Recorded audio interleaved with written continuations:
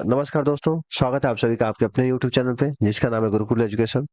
मैं अनीश लेकर आया हूं आपके लिए पॉलिटी की 9th क्लास, जिसमें हम बात करेंगे फंडामेंटल राइट्स के बारे में। इससे पहले हमने प्रियम्बल पढ़ा था, फिर हमने पार्ट फर्स्ट पढ़ा जिसमें हमने लैंड के बारे में पढ़ा। पार्ट फर्स्ट में आर्टिकल 1 to 4 पढ़ा, जिसमें हम लैंड के बारे में पढ़ा कि कौन से किसको हम अपने इंडिया में मिला सकते हैं या फिर कैसे क्या कर सकते हैं उसके बारे में पढ़ा। फिर पार्ट सेकंड पढ़ा जिसमें आर्टिकल 5 to 11 पढ़ा, जो हमारे नागरिकता के बारे में था। और आज हम पढ़ेंगे पार्ट थर्ड के बारे में, जिसमें आर्टिकल 12 to 35 दिया गया है। पार्ट थर्ड यानी आर्टिकल 12 to 35। पार्ट थर्ड में है हमारे फंडामेंटल राइट्स के बारे में। फंडामेंटल राइट्स क्या होता है? जो हमारा मौलिक अधिकार है, जो जिसके बदौलत हम न्यायालय में जाके अपने अधिकार को मांग सकते हैं। अगर मान लो कोई हमारे अधिकार को छीनता है या फिर हनन करता है, तो उस अधिकार को हम जाके जुडिशियल सिस्टम से मांग सकते हैं। ठीक है, तो देखते हैं। हम सबसे पहले हम देखते हैं कि फंडामेंटल राइट्स हमने लिया कहाँ से था। This provision is taken from America, यानी ये फंडामेंटल राइट्स हमने कहाँ से लिया था? अमेरिका से लिया था। यह प्रावधान अमेरिका से लिया गया था। ठीक है, और ये फंडामेंटल राइट्स होते कितने हैं हमारे आज, मतलब हमारे संविधान में टोटल फंडामेंटल राइट्स कितने हैं, मौलिक अधिकार कितने हैं? तो जो टोटल फंडामेंटल राइट्स है वो टोटल 6 है। इसमें सबसे फर्स्ट नंबर पर राइट टू इक्वालिटी, यानी समानता का अधिकार। समानता का अधिकार हम पढ़ेंगे आर्टिकल 14 to 18। ठीक है, नेक्स्ट है हमारा राइट टू फ्रीडम, यानी स्वतंत्रता का अधिकार, जिसको हम पढ़ेंगे 19 to 22, यानी आर्टिकल 19 to 22 तक पढ़ेंगे राइट टू फ्रीडम के बारे में। फिर राइट अगेंस्ट एक्सप्लॉयटेशन, यानी शोषण के खिलाफ अधिकार, ये आर्टिकल 23 आर्टिकल 24 में मिलता है हमें। ठीक है, उसका आता है फोर्थ नंबर पे right to freedom of religion, यानी धर्म की स्वतंत्रता का अधिकार। ये कौन से आर्टिकल में मिलता है? ये हमें आर्टिकल 25 to आर्टिकल 28 में मिलता है, हमें धर्म की स्वतंत्रता का अधिकार। फिर फिफ्थ नंबर पे है कल्चरल एंड एजुकेशनल राइट, यानी सांस्कृतिक और शैक्षिक अधिकार। सांस्कृतिक और शैक्षिक अधिकार हमें किस में मिलता है? आर्टिकल 29 to आर्टिकल 30 तक हमें मिलता है सांस्कृतिक और शैक्षिक अधिकार।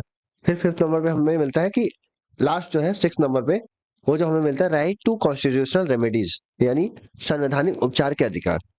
ठीक है, ये हमें मिलता है आर्टिकल 32 में। तो चलिए आज हम बात करेंगे आर्टिकल 12 के बारे में। आर्टिकल 12 और आर्टिकल 13 के बारे में, यानी दो ही आर्टिकल हम बात करेंगे। ऐसे छोटे छोटे पार्ट्स में ही वीडियो बनाएंगे ताकि हमें पढ़ने में भी इजी हो और जिससे हमारे माइंड में रहे भी। तो चलिए स्टार्ट करते हैं आर्टिकल 12 के बारे में। आर्टिकल 12 में दिया गया है, अगर हम देखें तो डेफिनेशन ऑफ स्टेट, यानी स्टेट यहाँ पे कोई राज्य नहीं है। ठीक है, यहाँ पे स्टेट आप जो हम देखते हैं नॉर्मल तरीके से कि स्टेट यानी राज्य, ये पे स्टेट राज्य नहीं है। यहाँ पे स्टेट का मतलब होता है यानी पूरा जो संविधानिक रूप से जो बॉडी है, जो हमारे पूरे भारत पर एक बॉडी जो कार्य कर रही है, उसके बिहाफ पे स्टेट को डिफाइन किया गया। जैसे हमारा हो गया संसद, वो भी एक पार्टी है। ठीक है, वो हमारे कार्यपालिका की पार्ट हो गया। सेंट्रल गवर्नमेंट या गवर्नमेंट ऑफ इंडिया हो गया, ये भी स्टेट का पार्ट हो गया। ठीक है, यहाँ पे स्टेट का मतलब राज्य नहीं है, आप ये समझ के चलिएगा। ठीक है, स्टेट का मतलब यही होता है कि जैसे पार्लियामेंट हो गया, सेंट्रल गवर्नमेंट या गवर्नमेंट ऑफ इंडिया हो गया, स्टेट लेजिस्लेचर हो गया यानी राज्य की जो विधायिका हो गई या फिर विधानमंडल हो गया, स्टेट गवर्नमेंट हो गया, राज्य सरकारें हो गई, जो भी जितने भी राज्य सरकार, जो भी हमारे टोटल राज्य कितने हैं 28 है। लोकल गवर्नमेंट हो गया, लोकल गवर्नमेंट में कौन कौन से होते हैं हम पढ़े थे, म्यूनिसिपैलिटीज हो गए और जो पंचायती राज हो गया, इसके बारे में हमने लोकल गवर्नमेंट पढ़ा था। फिर गवर्नमेंट कंपनी जो होगी, जो भी गवर्नमेंट सरकारी कंपनियां हैं, जैसे ओएनजीसी हो गया, एनटीपीसीएल हो गया, ये सारी चीजें गवर्नमेंट कंपनी में आ गई। All post and body established by constitution, यानी जो भी संविधान, सभी पद और संविधान द्वारा स्थापित निकाय, यानी संविधान जो भी पद बनाता है या फिर निकाय बनाता है, वो सारे किस में आएंगे? वो किसी स्टेट में आएंगे।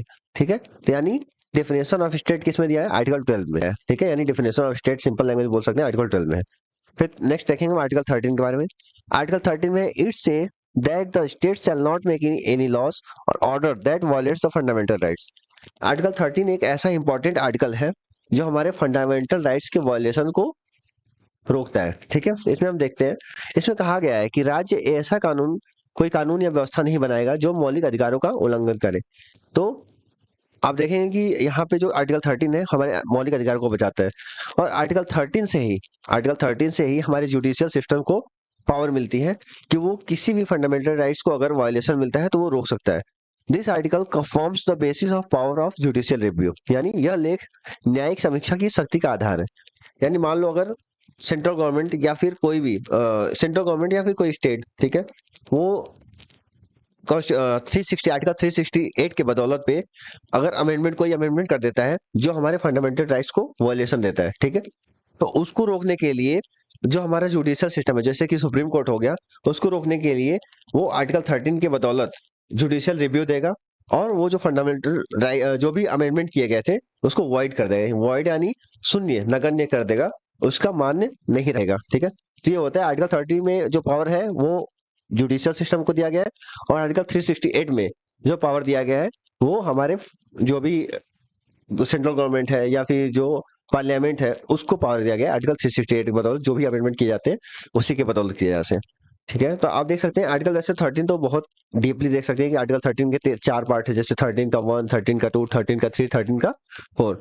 बट हमें सिंपल लैंग्वेज ये देख सकते हैं कि आर्टिकल 13 से जुडिशियल सिस्टम को पावर मिलती है, और ऐसा कोई लॉ नहीं बनाया जा सकता इसके बदौलत पे जो हमारे फंडामेंटल राइट्स को वायलेशन करे। ठीक है, तो हमने क्या क्या देखा, हमने देखा कि टोटल 6 फंडामेंटल राइट्स है। Right to equality, right to freedom, right against exploitation, right to freedom of religion, cultural educational rights, rights to constitutional remedies, यानी समानता का अधिकार, स्वतंत्रता का अधिकार, शोषण के खिलाफ अधिकार, धर्म की स्वतंत्रता का अधिकार, सांस्कृतिक और शैक्षिक अधिकार, संवैधानिक उपचार के अधिकार। टोटल 6 फंडामेंटल राइट्स है।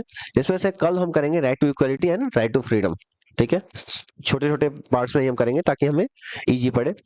आज हमने देखा कि आर्टिकल 12 के बारे में जो डेफिनेशन ऑफ स्टेट की बात करता है, आर्टिकल 13 के बारे में देखा जो कहता है कि फंडामेंटल राइट्स को बचाता है, हमारे मौलिक अधिकार को कौन बचाता है, आर्टिकल 13। और इसी के बदौलत पर जो जुडिशियल सिस्टम है वो जुडिशियल रिव्यू प्रेजेंट करता है। ठीक है, तो आज के लिए इतना ही करेंगे हम। Thanks for watching. सब्सक्राइब जरूर करें, लाइक शेयर भी करें, और अगर आपको पसंद आए तो कमेंट जरूर करें, इंप्रूवमेंट के लिए भी कमेंट करें, जैसा भी हो आप जरूर बताएं। तो थैंक यू वेरी मच।